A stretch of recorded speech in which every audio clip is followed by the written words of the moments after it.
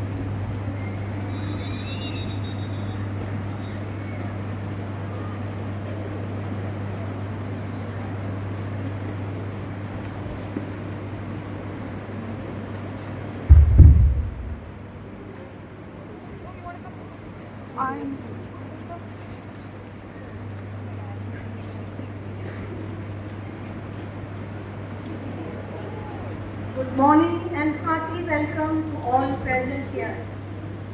We are delighted to have amongst us our chief guest and an alumnus of the school, Mrs. Shambhavi Chaudhary, Member of Parliament and truly a leader of the masses. Coming from illustrious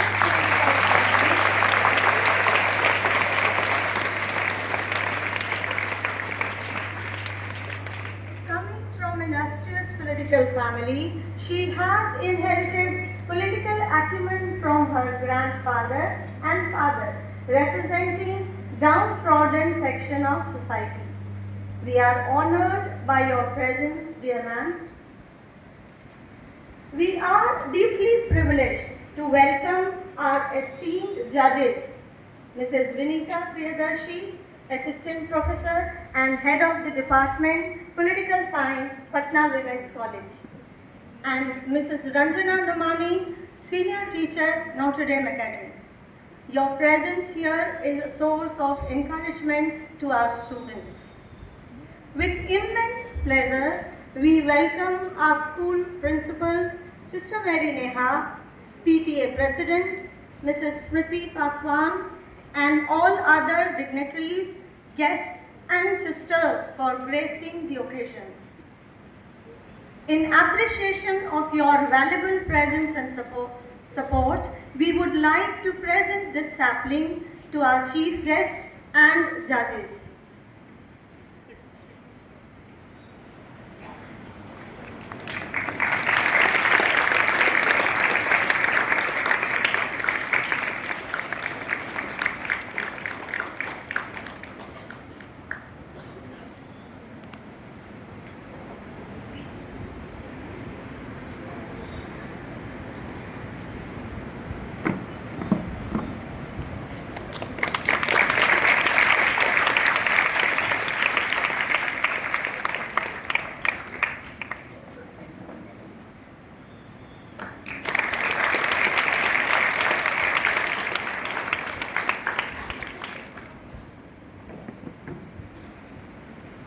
As we move forward with our event today, I welcome and invite everyone present here to engage in a valuable learning experience, that is Youth Parliament.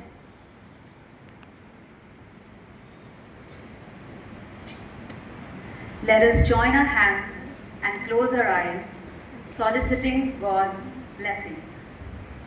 Lord, our Heavenly Father, source of all wisdom and strength, we thank you wholeheartedly for blessing our event and providing this opportunity to our students to showcase their talents through this Youth Parliament session.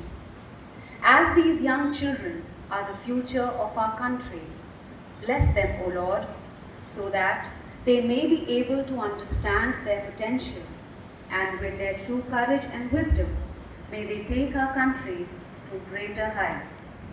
Be a beacon of light, O Lord, so that these children may walk on the path of truth and righteousness, and may understand their roles and responsibilities as true citizens and work for the betterment of our society. Help the leaders of our country and bless them with true commitment and dedication. May they be able to drive away the cloud of ignorance and spread the sunshine of positivity and prosperity. Amen.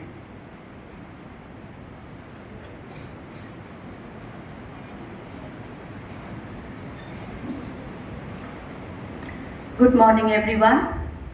Under the Ministry of Parliamentary Affairs, Youth Parliament is an open competition for the school students. Proceedings of a youth parliament simulate the real legislative process, where students act as parliamentarians to debate and vote on mock legislation fostering leadership, civic responsibility, and an understanding of democratic governance. Students participate by taking on roles like the Prime Minister, ministers, and presiding officers, and they follow rules and procedures that mirror the national parliament to learn about lawmaking and public policy. The youth parliament serves this very purpose. It familiarizes students with parliamentary procedures, develops in them the skill of group discussion, builds leadership qualities, and nurtures tolerance for differing views. It encourages them to think critically about public issues, form informed opinions, and realize that citizenship is not about rights only but also about responsibilities. Let's now start with the proceedings of this youth parliament. All the best, dear participants.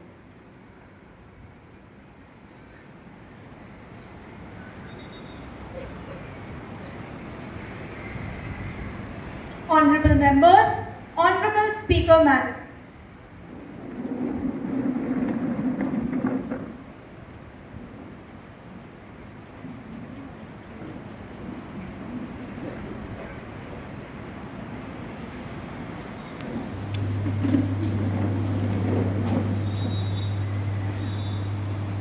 Prime Minister introduce new minister.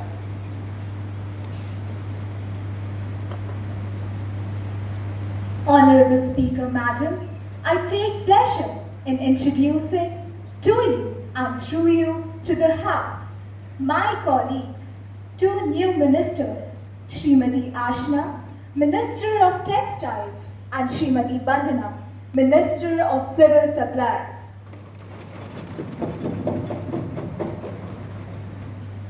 Members to take the oath are affirmated. Secretary General, please. Srimati Krisha Singh, who stands elected from the Tarapur constituency of Bihar, will now take the oath or affirmation. Srimati Krisha Singh.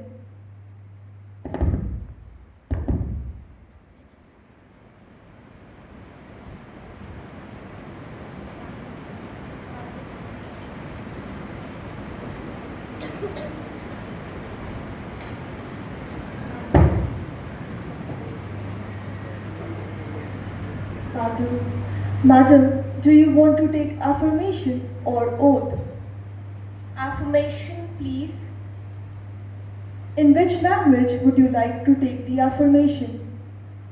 In English, please.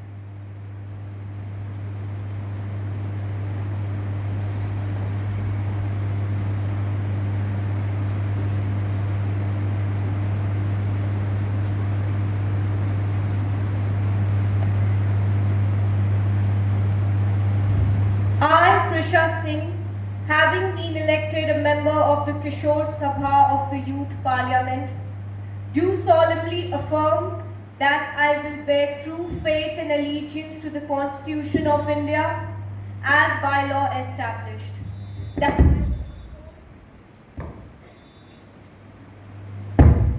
That I will uphold the sovereignty and integrity of India, and that I will faithfully discharge the duty upon which I am about to enter.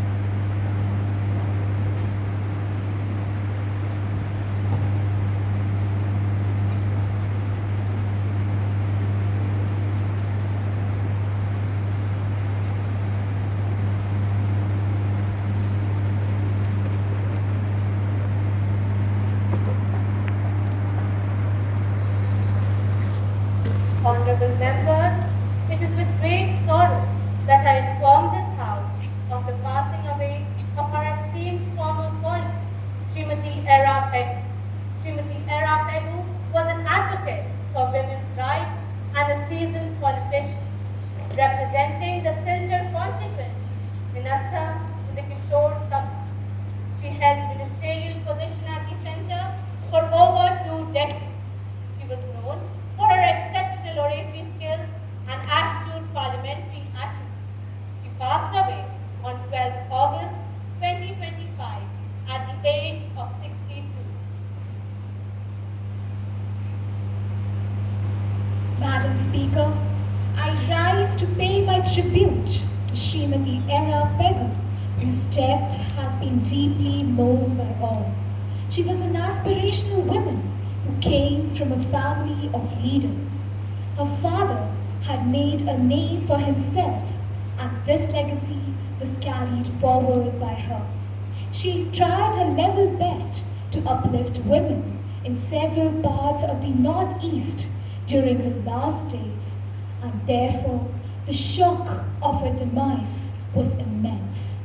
Losing her marks a loss for the entire nation. In this time of grief, I would like to extend my deep condolences to the bereaved family.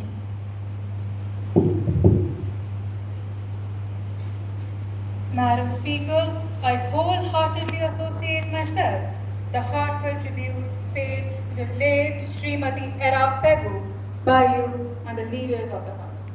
Throughout her remarkable journey as a politician, she tirelessly championed for the cause of women's empowerment, being a powerful voice for the marginalized and ensuring that every woman has the opportunity to live with dignity. On behalf of my party, I extend our deepest condolences to the bereaved family. The House may stand in silence for a minute to express our deep sorrow.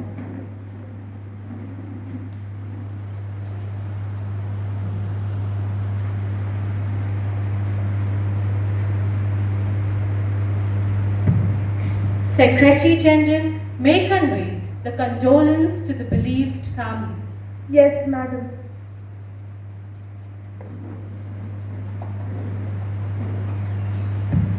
Now the question hour begins. Question number 101, Srimati Vedika. Honorable Madam Speaker, through you, I would like to congratulate the Ministry of Science and Technology, the Government of India, as well as the Indian astronaut, Captain Shubhashu Shukla, for the milestone we reached as a nation. However, despite this achievement, India is yet to send a manned mission to space. Can the Minister explain the reason behind this delay, and are they ready for such a mission in near future? Minister of Science and Honorable Speaker, Madam, and my fellow House members, the major reason for delay in launch of the first crew-targeted mission is the delay in the avionics components production during the COVID period and a global shortage in supply of space-grade components.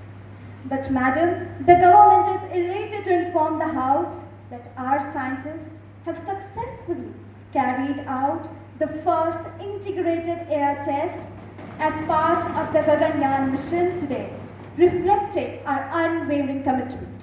We hereby step up efforts to successfully complete several other missions as an Indian. We, as government, acknowledge our responsibilities wholeheartedly, and I assure this House that India will very soon be among the first 3 nations for its space technology. Question number 102, Srimati Anushri. Honorable Speaker, Madam, through you I rise to demand clarity from the Finance Minister. India has recently become the 4th largest economy in the world. However, despite this growth, many citizens still lack access to basic amenities like clean water, sanitation, healthcare, and job opportunity.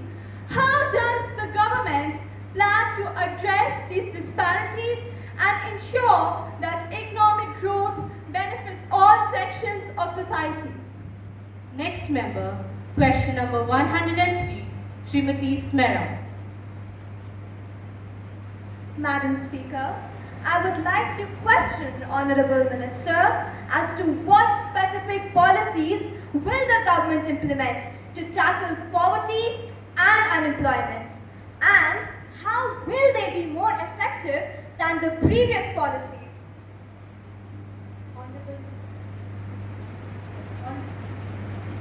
Honorable Minister of Finance, please answer.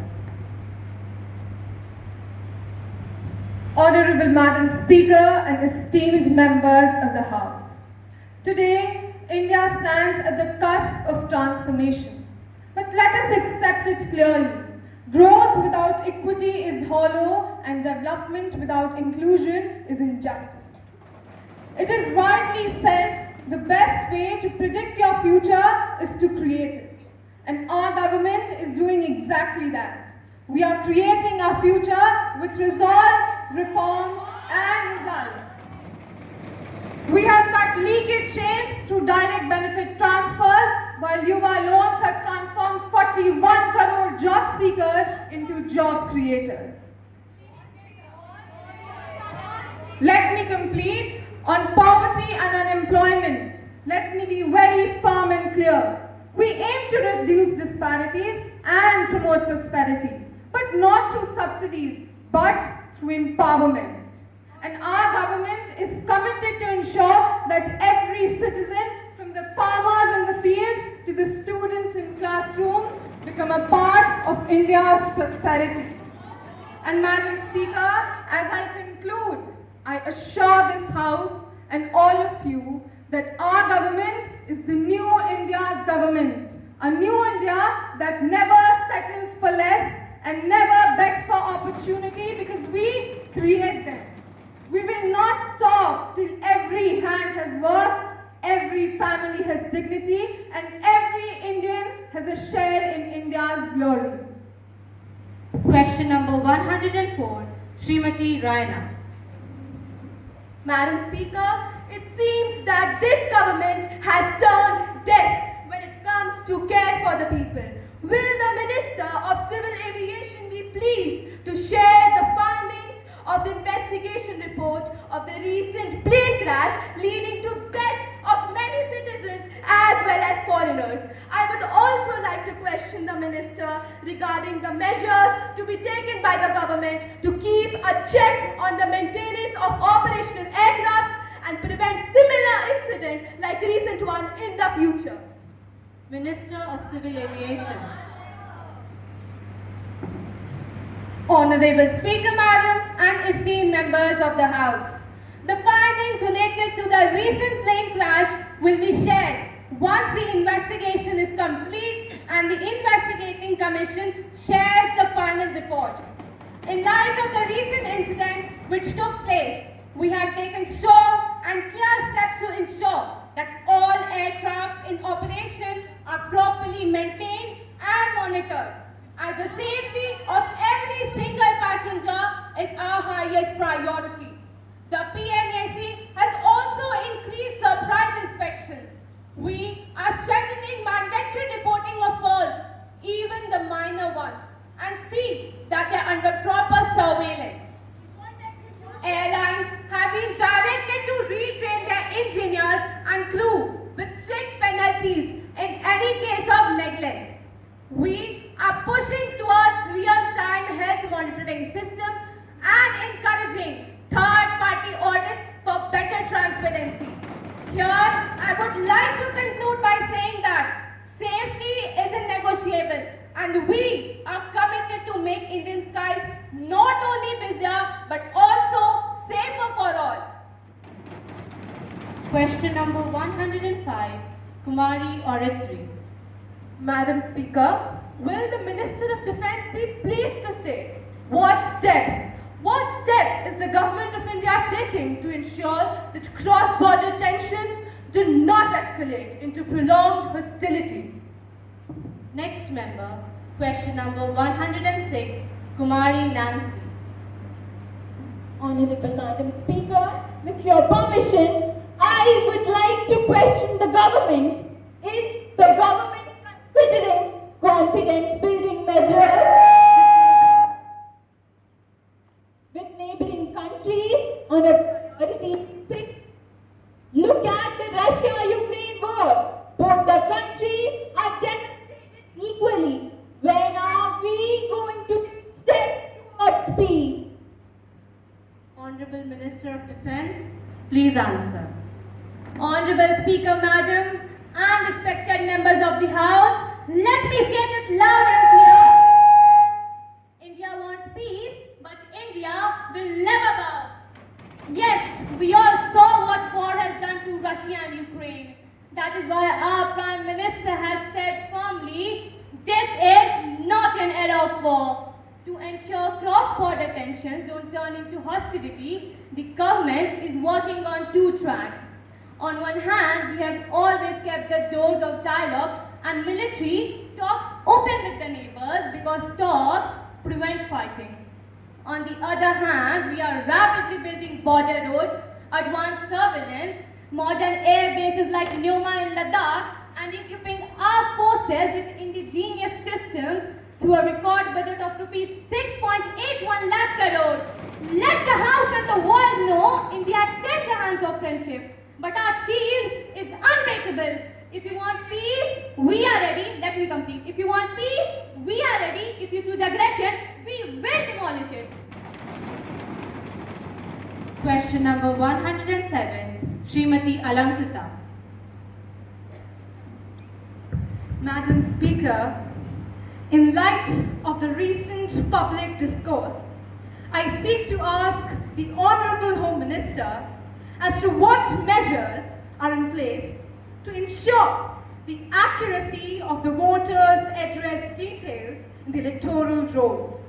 And does the government plan to strengthen verification mechanisms to address incorrect or fictitious entries to maintain public trust in the electoral process?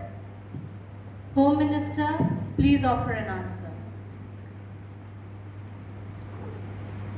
Madam Speaker and respected members of the House, to ensure accuracy in voters' address details, the Election Commission is conducting regular revision of rolls and using technology like the Voter Helpline app and online correction portals. Recent reforms such as the voluntary Aadhaar and voter ID linkage are also helping in eliminating duplicate and fictitious entries. Yet, challenges remain, especially for migrants, students, and urban voters whose addresses change often. To tackle this, the government and the Commission are collectively focusing on continuous roll purification drives and Aadhaar-based authentication, all the while safeguarding citizens' privacy. Madam, in today's political environment, transparency and fairness are the pillars of our democracy. Please be patient.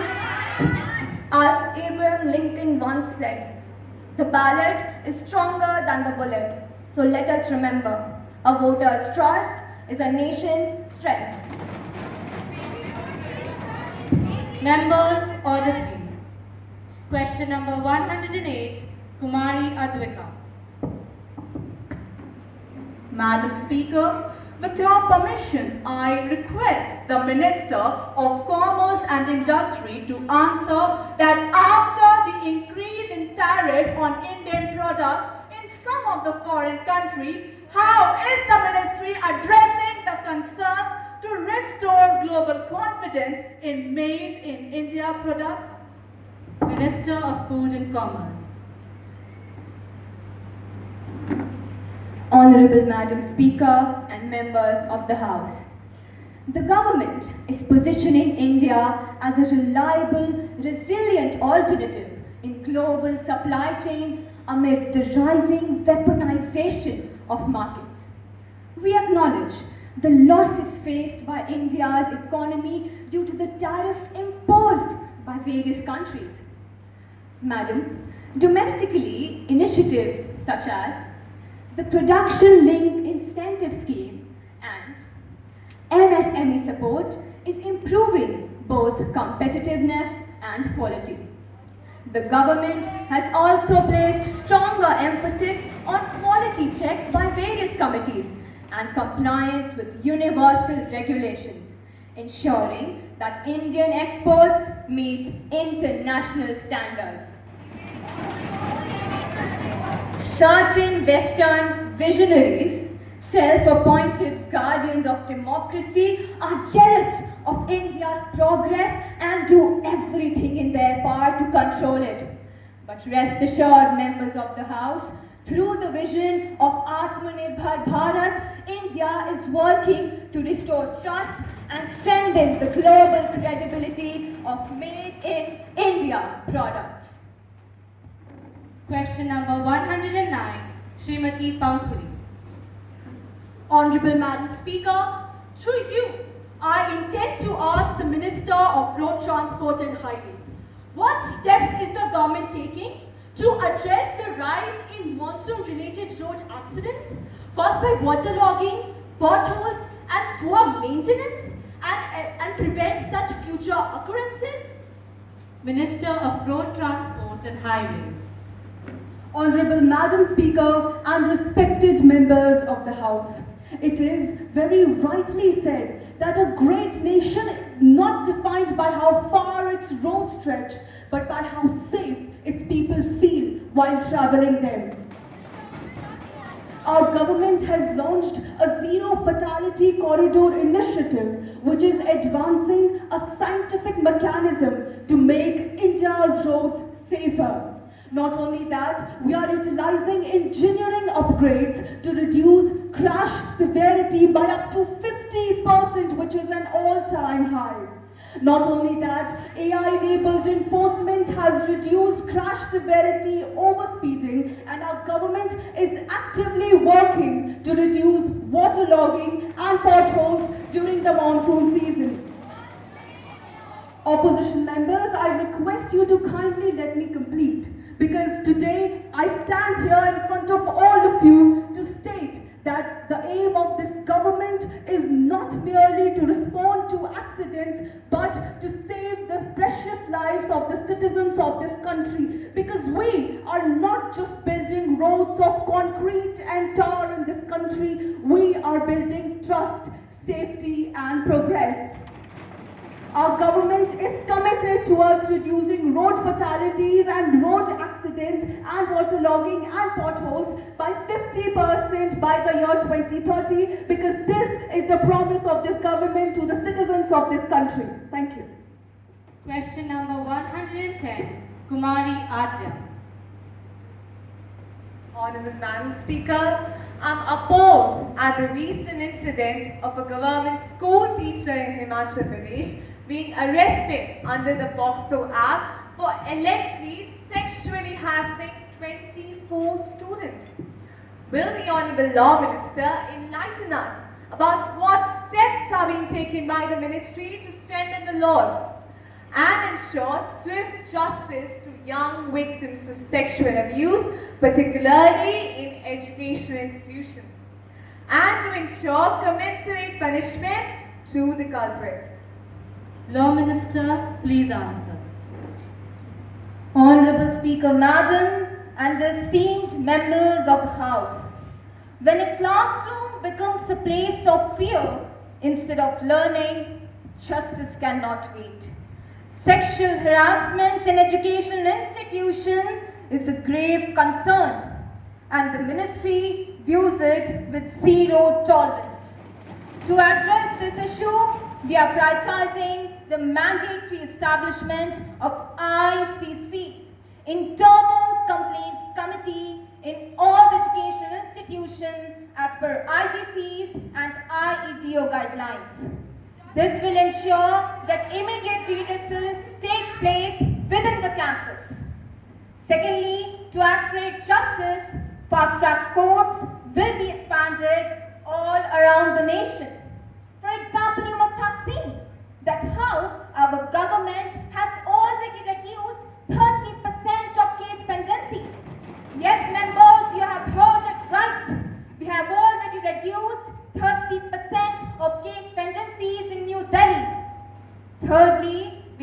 pushing forward for a strict no bail provision in severe heinous offences because we believe that crime against children requires certainty of punishment, not sympathy for accused. And at last, I would like to conclude here by saying that justice is not a favor.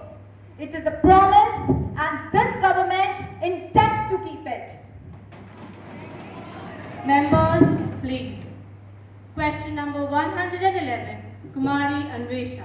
Honorable Madam Speaker, I would like to raise a question regarding the reports showing the availability of counterfeit medicines rising nearly up to 10% in the retail markets, especially in the village areas and suburbs.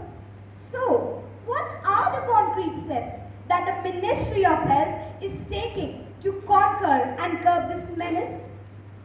We need answers. Health Minister, please answer. Honorable Madam Speaker and esteemed members of the House, the rise of counterfeit medicines touching nearly 10% in some markets is nothing less than a silent attack on public health. That is why my ministry is working on multiple fronts. Firstly, we are establishing drug regulation through surprise inspections and stricter district level monitoring. We are introducing barcoding and digital tracking so that every medicine can be traced from factory to pharmacy. We are launching awareness campaigns to ensure citizens themselves can identify and reject fake drugs. We are also investing in research that would establish India's drug quality infrastructure. And lastly, through international collaboration, we are choking cross-border networks that smuggle fake medicines into our markets. Madam, let this House be assured counterfeiters will face the strictest punishment, and under this government, no Indian will be left to gamble with their health. At last, I would like to conclude with, every medicine sold in this country must be safe, genuine and trusted. That is our resolve. Now the question hour comes to an end. Srimati Kostubi. Honorable Speaker, Madam, through you, I would like to highlight a serious breach of privilege that has been committed by the leading social media platform based in Patna, Bihar. While commenting on the conduct of a recent public performance, a section of the media has attributed to dishonest and malicious motives, thereby distorting the intent and the spirit of the act. I seek your permission to raise a question on this matter now. Srimati Kostubi, have you given a notice of it earlier? You may give due notice along with a copy of the post shared, and I shall consider it. You cannot surprise the House like this. Madam, I had already submitted a notice of it at 10 a.m. today. It will be examined when it comes to me. I shall consider it and let you know my decision. Honorable Speaker, Madam, I'm sure you all have seen the Supreme Court's observation about the alarming rise of student suicides in Kota, Rajasthan. The Supreme Court has asked, why are they dying only in Kota? This is a matter of urgent national concern, and I seek leave to move an adjournment motion on it. The question is that leave be granted to the member to move the adjournment motion. Those in favor will stand up. The leave is granted. The House do now adjourn. Kumari Uttara. Honorable Speaker, Madam, adding to the point of my colleague, I intend to point out that the court further acknowledged that they have been actively issuing directions over the years to tackle this sorry state of affairs, but noted with dismay that the legislative solutions are still away. What action is the Education Minister taking in this matter? Kota was supposed to be a land of opportunities, but it has turned into a graveyard of young dreams. In the last 6 months alone, the figure has reached to 20%. 20%? 20 suicides in a month? These are not mere statistics, they are shattered families and lost futures. Kumari Antra. Madam Speaker, last year over 13,000 students died by suicide, surpassing even farmer or salaried worker fatalities. That's more than one student every hour nationwide. This mark reflects the failures of our entire system, not just of any one coaching hub. Srimati Larai. Honorable Speaker, Madam, Maharashtra alone reported 1,764 student suicide, followed by Tamil Nadu 1,416, Madhya Pradesh 1,340, Uttar Pradesh 1,060 and Jharkhand 824, which together accounts for nearly half of all the student suicides in India. Shri Janvi. Honorable Madam Speaker, adding to my honorary colleague, in the past decade, student suicides have doubled from 6,654 in 2013 to over 13,000 in 2022. That's a 4% annual increase, twice the rate of overall suicides. Even elite institutions like IITs and NITs are in spell. 98. Can you imagine 98 suicides by young, brilliant students in these reputed institutions? Srimati Suniti. Honorable Madam and all the honorable members, this crisis is not about quota alone. It reflects the flawed mindset of our education system. Marks are now becoming the measures of worth. Exams in today's time are the real definitions of life or death battles. And this House of Parliament today needs to understand that unless we humanize education, such tragedies will continue. Srimati Marina. Honorable Speaker, Madam, despite advisories, the Education Ministry has failed to enforce strict regulations. No mandatory counselors, no monitoring of institutes, and no structured grievance redressal. What's the use of such policies if they never reach the ground? Education Minister, please answer. Honorable Members, Speaker, Madam, please. I rise today with a heavy heart. The voices echoed in this house are not mere statistics. They are the cries of thousands of families who have lost their children to despair and neglect. This ministry cannot and will not remain as a silent spectator.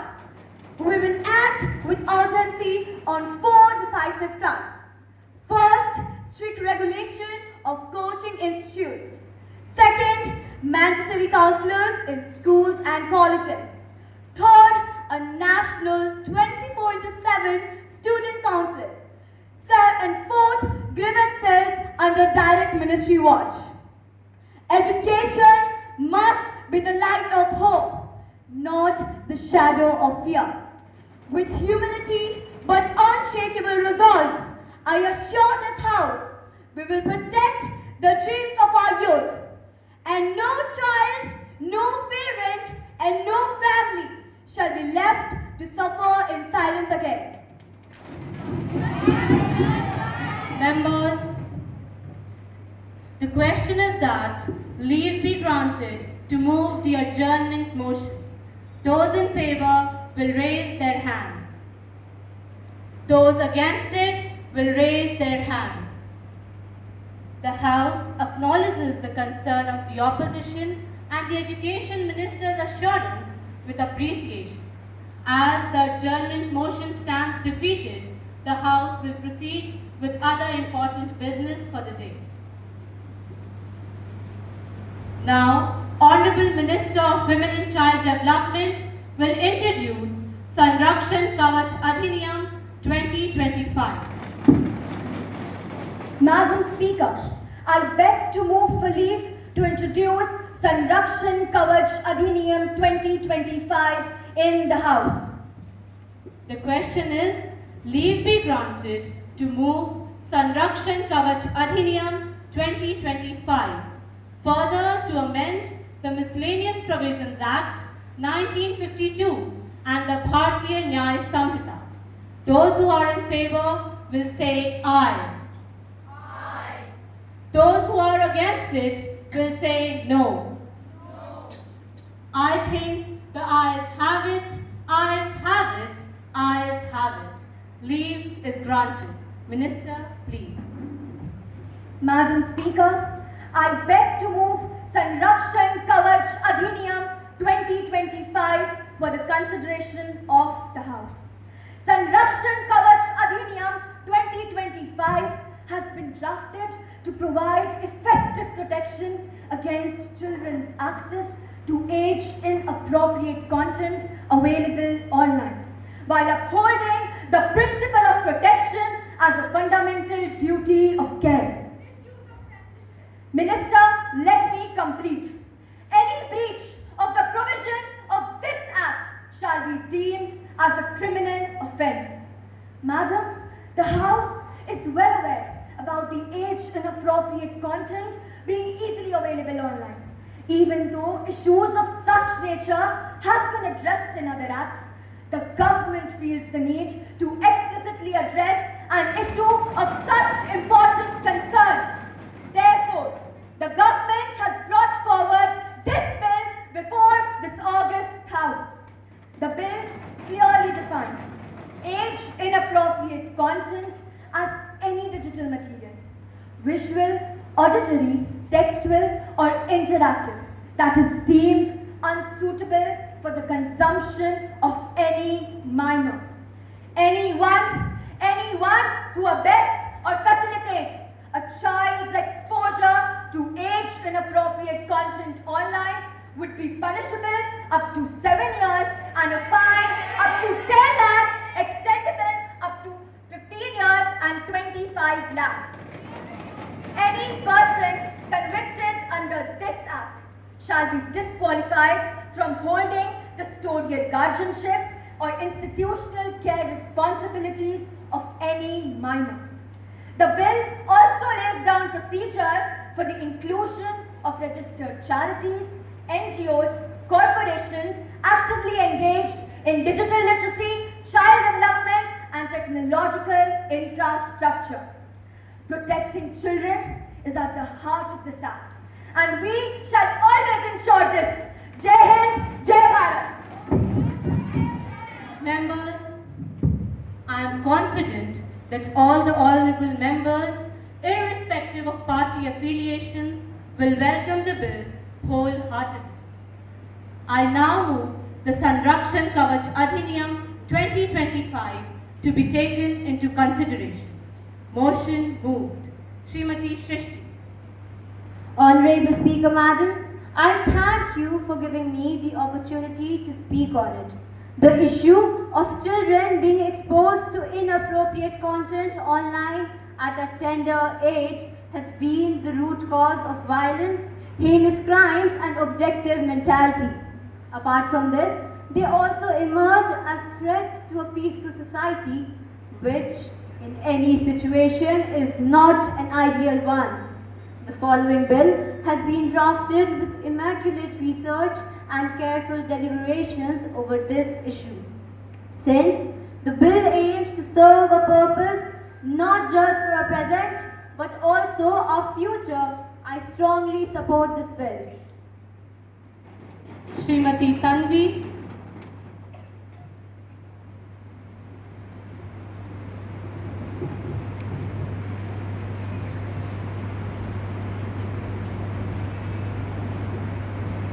Honorable Speaker, Madam, I completely support the Sanrakshan Kavach Adhiniyam. The problem that it aims to tackle is of great concern. Studies suggest that a very large part of young offenders are often exposed to content which affects them seriously, leading to serious problems. Srimati Anjali.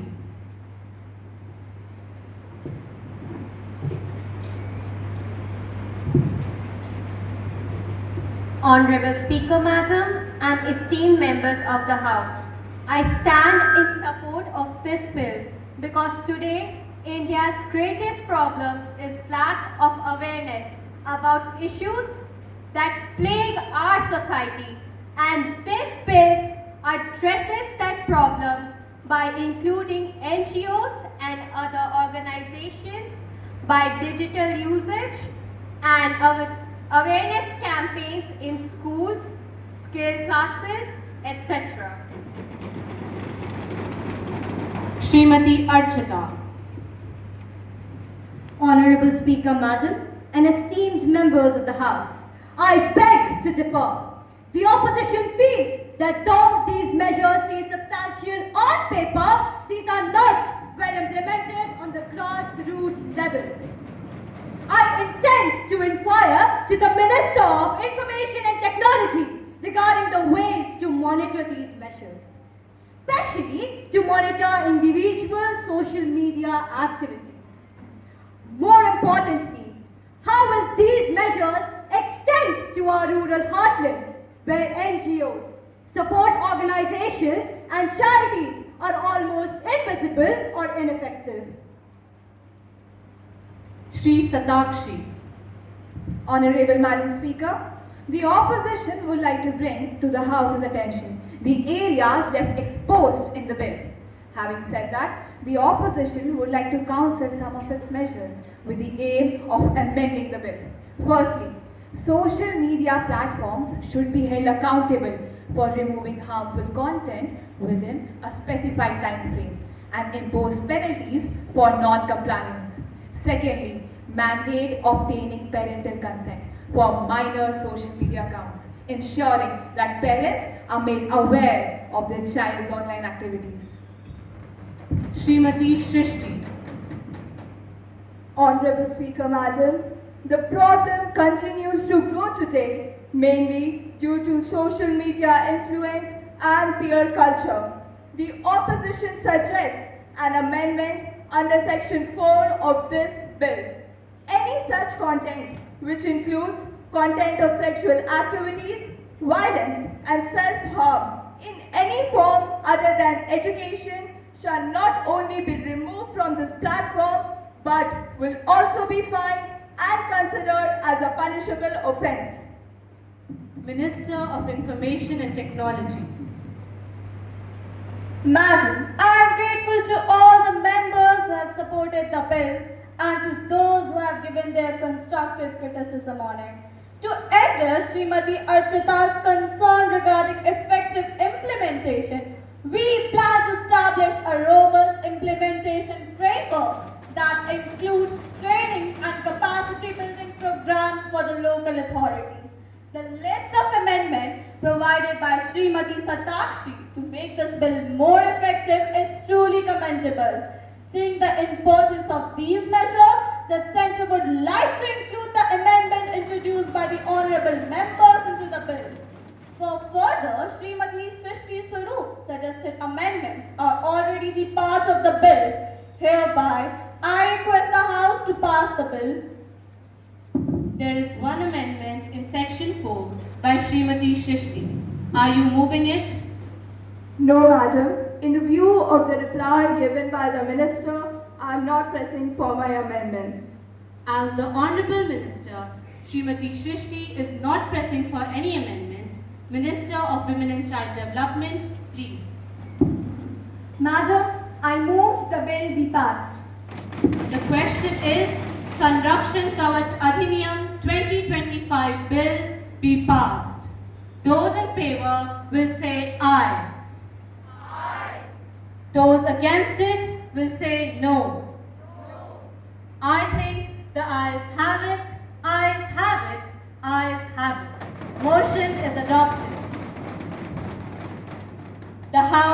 closed for the day. Thank you.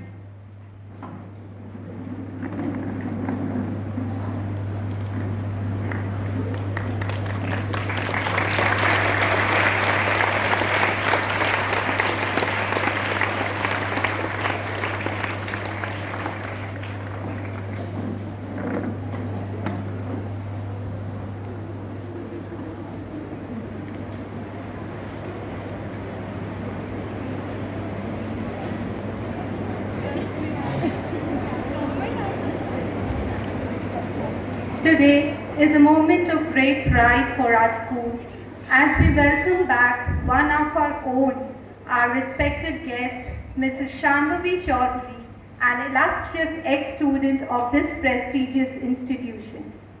She is a member of parliament from Samastipur, Lok Sabha constituency and a very popular leader of Bihar. She is also one of the youngest MPs in the 18th Lok Sabha. Seeing her today as a distinguished personality is truly inspiring for all of us. May I now request Mrs. Shambhavi Chaudhary to kindly address the gathering with her valuable words. Please give her a huge round of applause.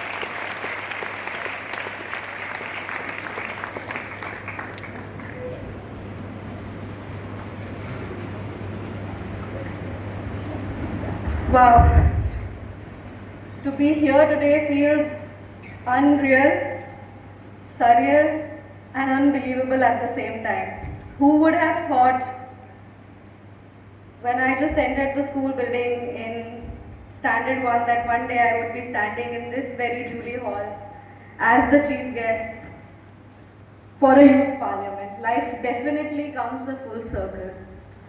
But I'll start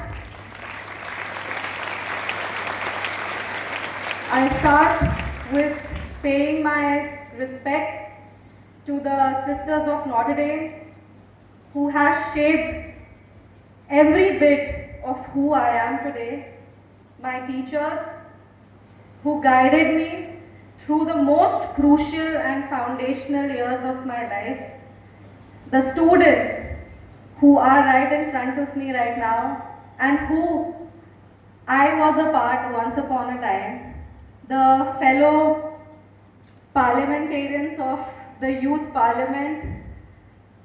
We have a habit of paying special respect to the Speaker of the House, all the teaching, non-teaching staff of Notre Dame, and all the other housekeeping staff. I wish you all a very good morning and I pay my genuine respect.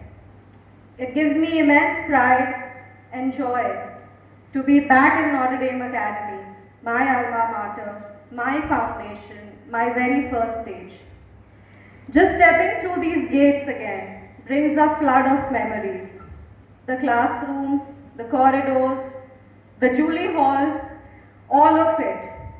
And I'm not just visiting a school today, it's safe to say I have come back home. And what a homecoming it is to be invited not just as an alumna but as a member of parliament to witness the youth parliament hosted here. I definitely in my introduction, Pushpa Miss very kindly said that I come from a political family, and it's true, I do come from a political family, and politics was a regular topic at our dining table. I had always respected it and always admired it, but it wasn't until I stood in one of the school stages in a youth parliament like this one that I discovered my own voice. I want to tell you all that I am also a youth parliamentarian, and I think it was at a youth parliament only that I discovered my love for policy building and debates, and then that is where the journey began. I still remember the nervousness of preparing for my first speech. The pages trembled in my hands, but that experience lit a spark within me. I realized that policy, governance, and lawmaking weren't just topics in civic books, they were instruments to shape lives, to bring change, to speak for those who often go unheard.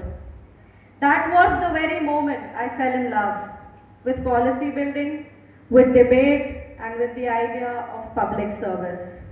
I didn't want to witness change. I wanted to become part of the very machinery that drives it. So if you ask me where my political journey began, it wasn't in Delhi, it wasn't in the parliament, it wasn't in Samastipur. It was right here in this school hall, the Julie Hall that you are sitting in. Some might say that this is just a mock session, this is just a youth parliament. But let me tell you, there is nothing mock about discovering your own voice, about having an opinion. These platforms teach you confidence, to stand up and speak even when your voice shakes, clarity, to understand an issue, research it and form an opinion, collaboration, because no good policy is ever built in isolation, and conviction, to stand your ground and defend what is right even if it is unpopular. And most importantly, it teaches you to listen.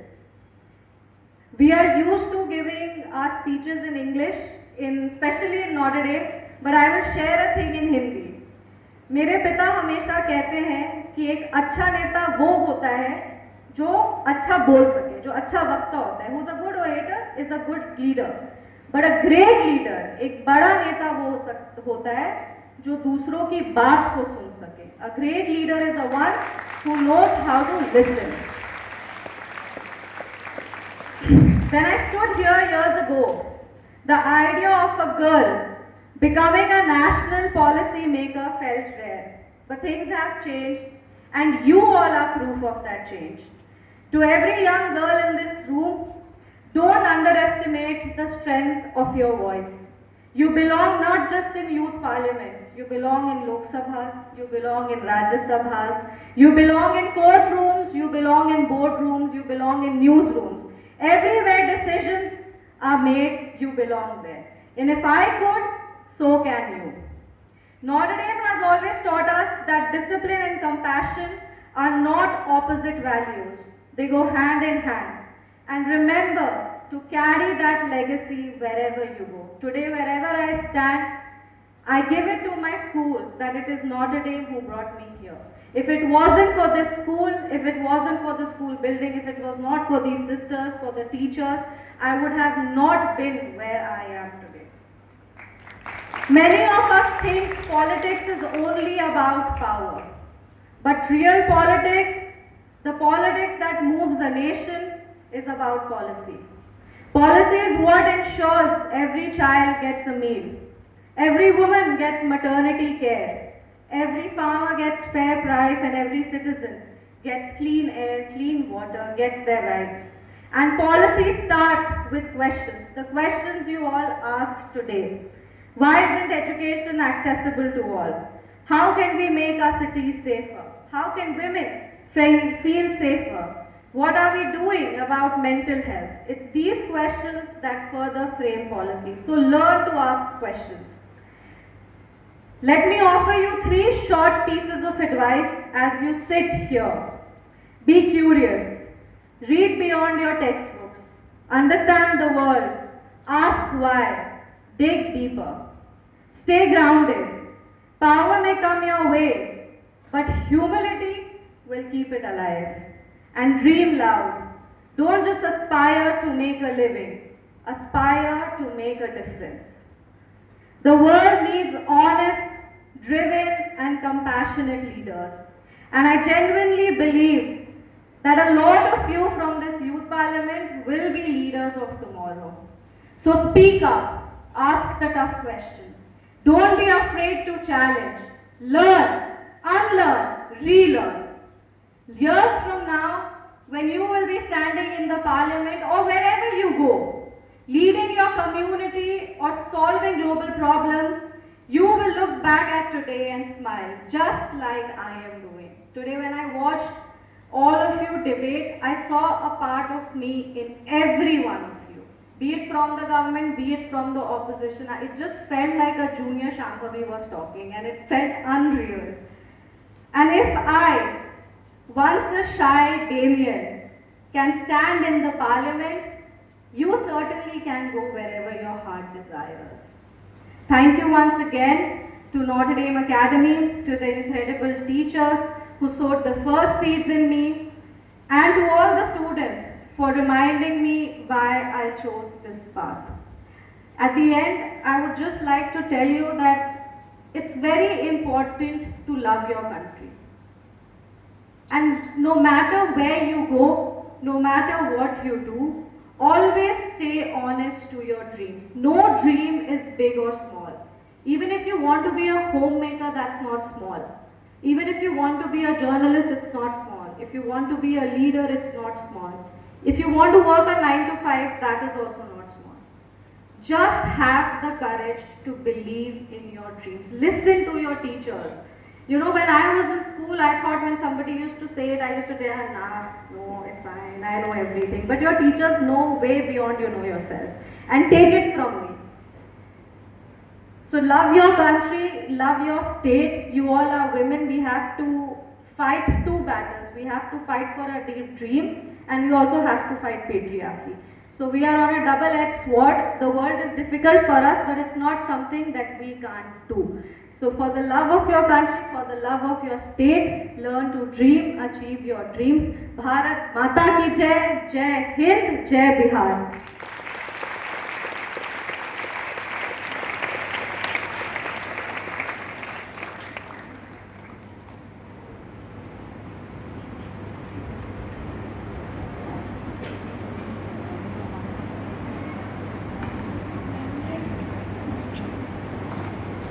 Thank you, ma'am, for your encouraging words. Your success is an inspiration, and your words today will surely guide the students in their journey ahead.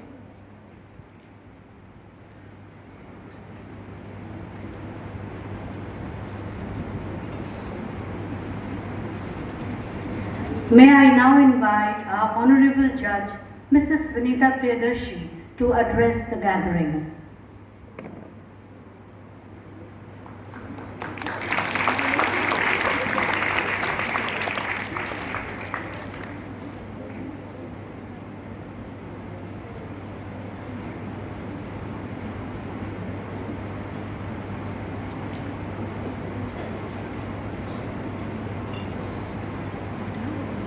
A very good afternoon to respected Sister Principal who invited me. Thank you for giving me this wonderful and mesmerizing experience. It was so good to see you young aspirants debating, talking with passion about the issues which concerns the state.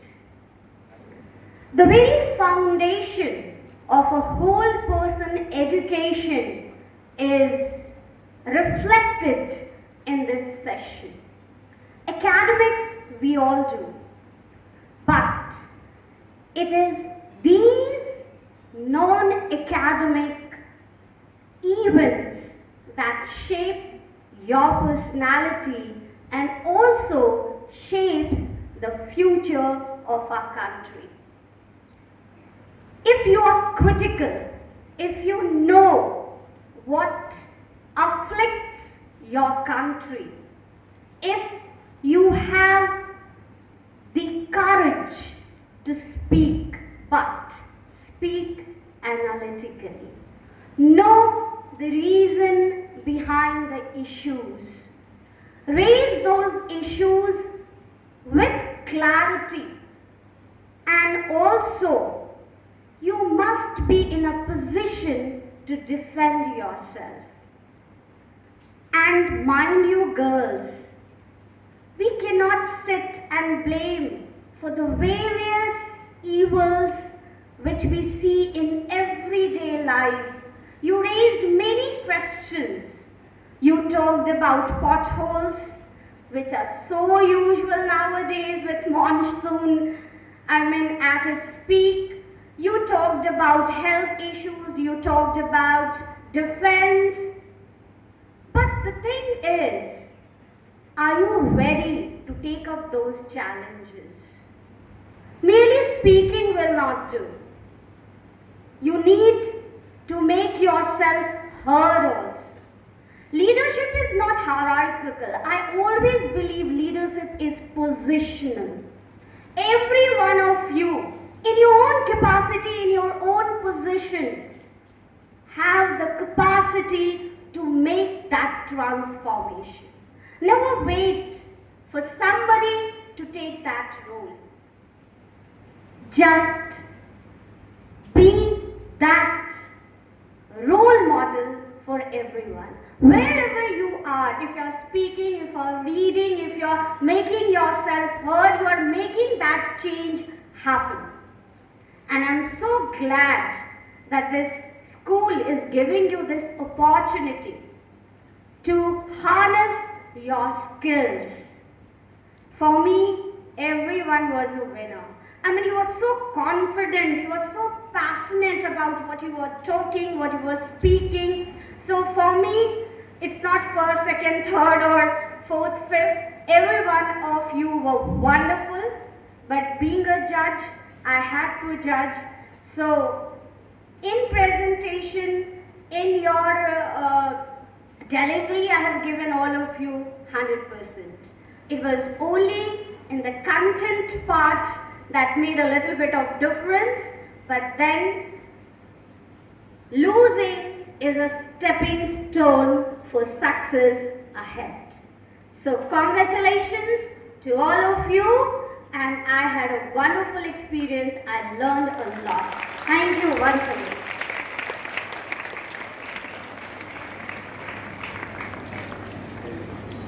We are truly grateful to you, ma'am, for your thought-provoking words. Thank you for honoring us with your presence today.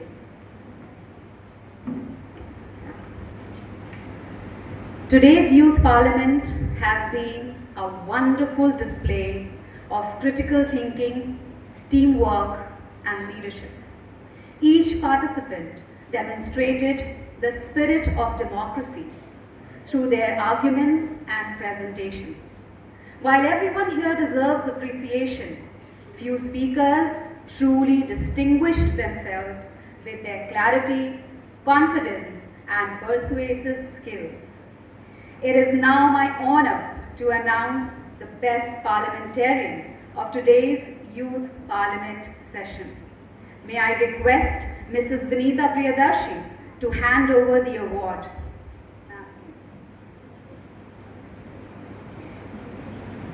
And the best parliamentarian award goes to two students, Aditi Mishra, who was the health minister, and Raina from the opposition.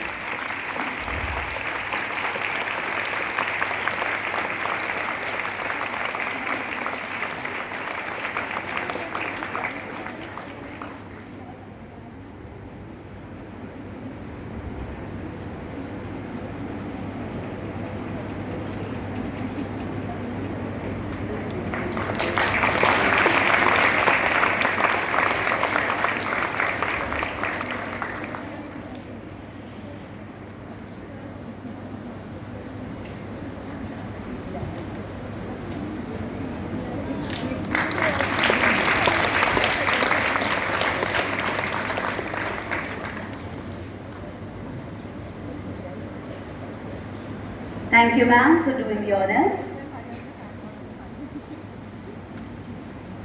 May I now call upon our principal, Sister Mary Neha, to hand over the award to the best promising speaker.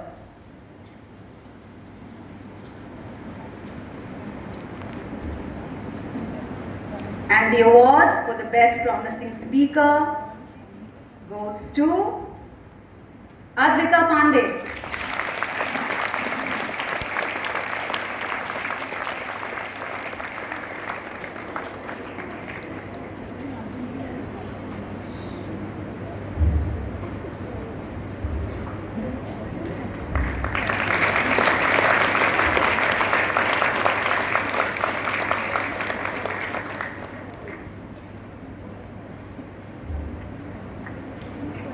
Thank you, sister, for doing the honors. And now it's time to announce the name of the best speaker for today's Youth Parliament session. To do the honors, may I now call upon our chief guest, Mrs. Shambhavi Chaudhary.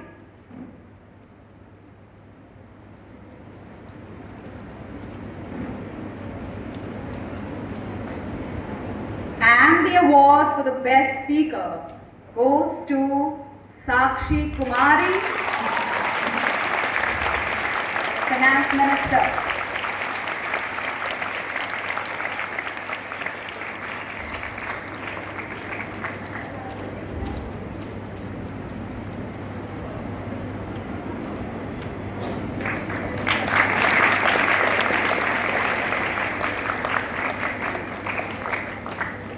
Thank you, ma'am, for doing the honors.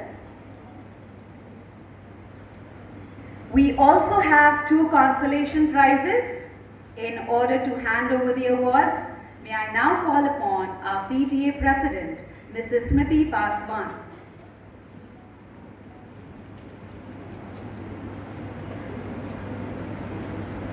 And the consolation prize goes to, we have 2 winners.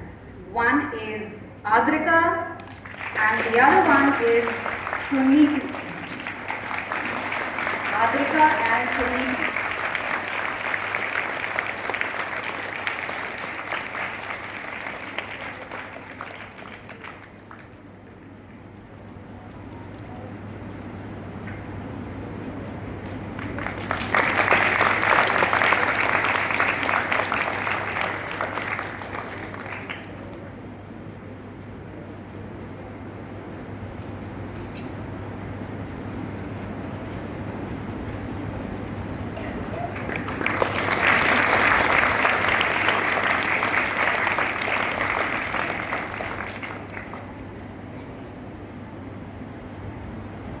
Thank you, ma'am, for doing the honors.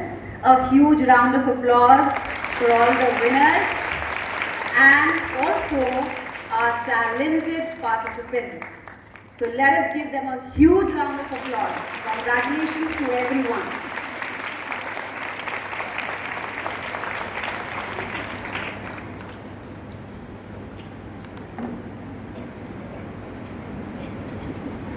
May I now invite our esteemed principal, Sister Mary Neha, to grace us with her words of wisdom.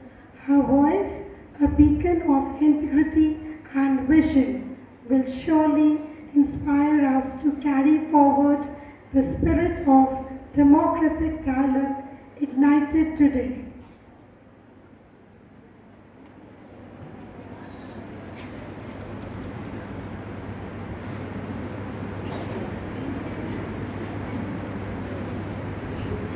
Respected Chief Guest, Mrs.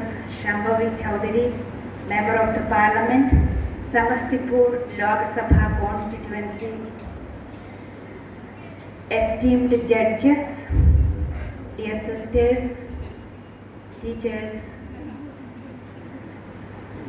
PTA President, and my beloved students.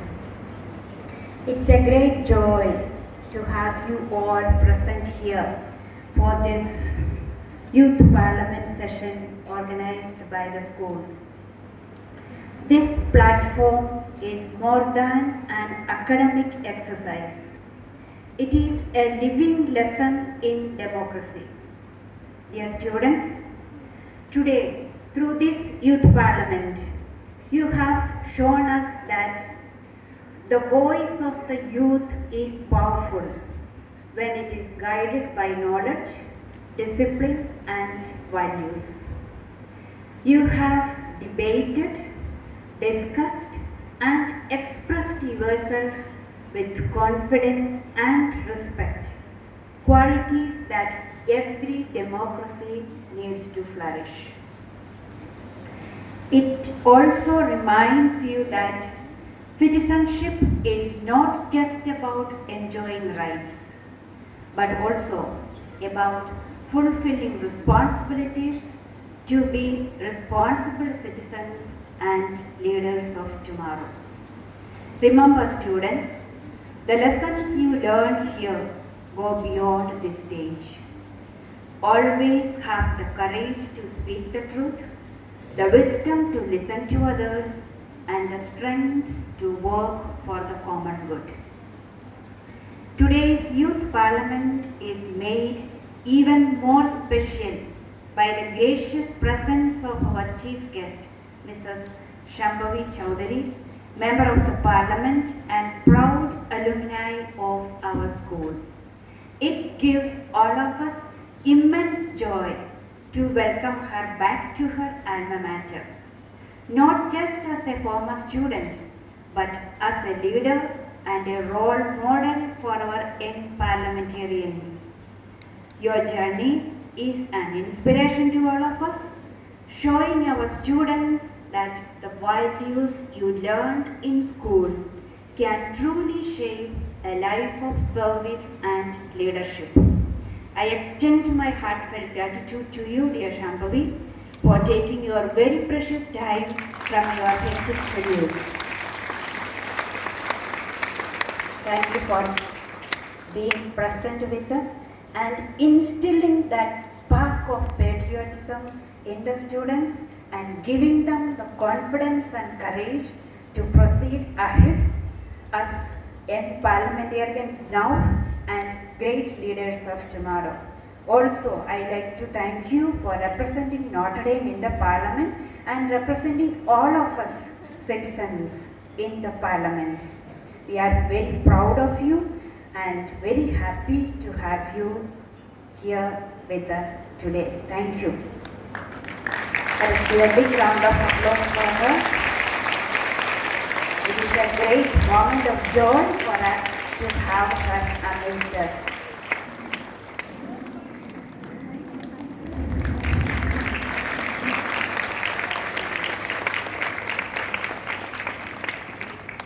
I also extend my sincere gratitude to our esteemed judges, Mrs. Vinitha Priyadarshi, Head of the Department of Political Science, Patna Women's College, and Mrs. Ranjana Numani, our senior teacher, and all the other dignitaries, my dear sisters, and all the others who are present here to witness this important event of the school. My very special thanks to Mrs. Pushpa Roy and the Arts Department for your hard work, your tireless dedication in preparing and guiding these students. Your creativity, your patience and commitment have truly added depth and beauty to this program. You have made it very meaningful and a memorable experience for all of us. Let us give a big round of applause for the students who have worked really hard and the teachers who have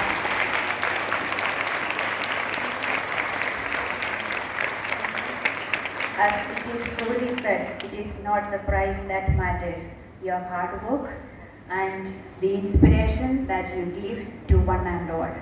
May this youth parliament inspire every young mind here to dream boldly, speak wisely, and act responsibly for the good of our nation. May we always remember that a strong nation is built on the dreams and dedication of its youth. Once again, thank you and God bless us all.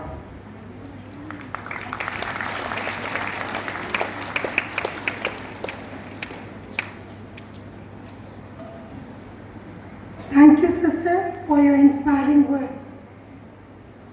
As a token of our heartfelt appreciation, we now present memento to our distinguished chief guest for your gracious presence and invaluable contribution to today's Youth Parliament.